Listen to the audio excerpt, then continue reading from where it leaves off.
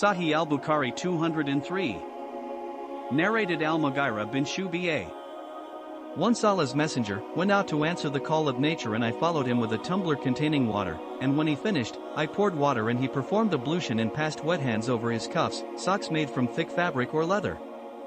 Sahih al-Bukhari 204. Narrated Ja'far bin Amr bin Umayyah ad-Damri. My father said, I saw the Prophet passing wet hands over his cuffs, socks made from thick fabric or leather. Sahih al-Bukhari 205. Narrated Ja'far bin Amr. My father said, I saw the Prophet passing wet hands over his turban and cuffs, socks made from thick fabric or leather.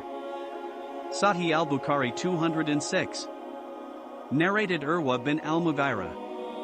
My father said, once I was in the company of the Prophet, on a journey, and I dashed to take off his cuffs, socks made from thick fabric or leather. He ordered me to leave them as he had put them after performing ablution. So he passed wet hands over them. Sahih al-Bukhari 207.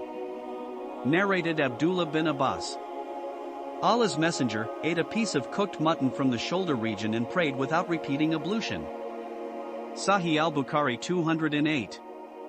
Narrated Ja'far bin Amr bin Umayyah. My father said, I saw Allah's messenger taking a piece of cooked mutton from the shoulder region, and then he was called for prayer.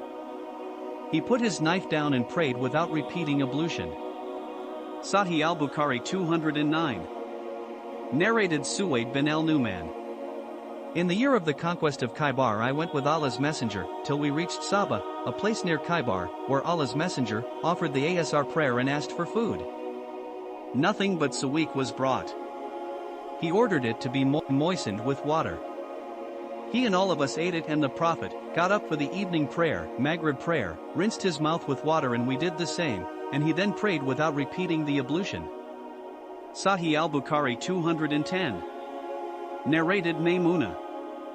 The Prophet ate a piece of mutton from the shoulder region and then prayed without repeating the ablution. Sahih al-Bukhari 211. Narrated Ibn Abbas. Allah's messenger drank milk, rinsed his mouth, and said, it has fat. Sahih al-Bukhari 212. Narrated Aisha. Allah's messenger said, if any one of you feels drowsy while praying, he should go to bed, sleep, till his slumber is over, because in praying while drowsy one does not know whether one is asking for forgiveness or for a bad thing for oneself. Sahih al-Bukhari 213. Narrated Anas. The Prophet said, if any one of you feels drowsy while praying, he should sleep till he understands what he is saying, reciting. Sahih al-Bukhari 214. Narrated Amr bin Amir. Anas said, the Prophet used to perform ablution for every prayer. I asked Anas, what did you used to do? Anas replied, we used to pray with the same ablution until we break it with hadith. If we have milk which has fat in it, it is now known by the people through scientists, but it wasn't known at the time as much, so we are to rinse our mouths after drinking the milk of any kind, and we don't have performed the ablution again. Same goes for the meat of mutton. If one has eaten mutton, then they can pray in the same ablution unless it is broken. It is not necessary to perform the ablution again, and perform salah in same ablution, while if they had eaten something like sawiq or drank milk, they are to rinse their mouth, and they should rinse their mouth before performing salah. If a person has some sleep in their eyes or they are feeling drowsy, they shouldn't pray at the time and take their sleep into account, as they might not know what they are praying for, and the words out of their mouths might be jumbled up and may mean something wrong, for they would have meant to ask for something good. Similarly, if a person is under the effect of drugs, they should do the same, and once it has worn off, they should pray then.